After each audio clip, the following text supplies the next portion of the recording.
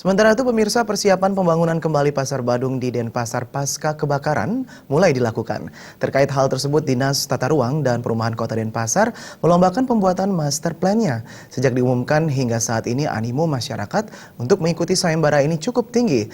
Dengan tinggi antusiasme masyarakat, Pasar Badung sebagai pasar tradisional dengan standar tinggi diharapkan dapat terwujud.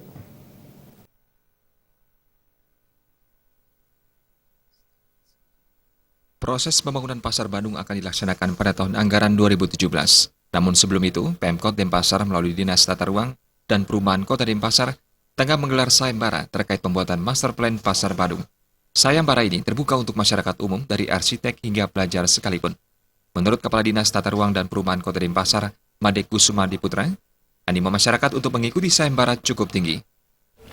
Sudah mulai masuk pendaftaran, sudah mulai masuk. Ada lewat sini, ada lewat WLP di Jalan Melati. Kalau yang nanya-nanya mau ikut sih sudah banyak.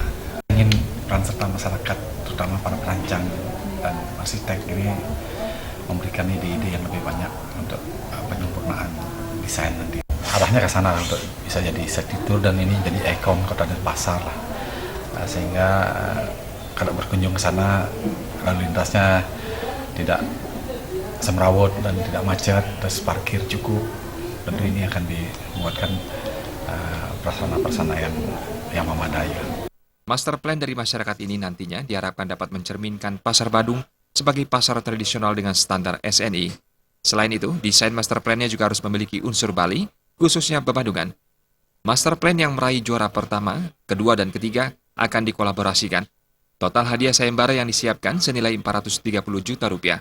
Jenny dan Indrawan, Bali TV.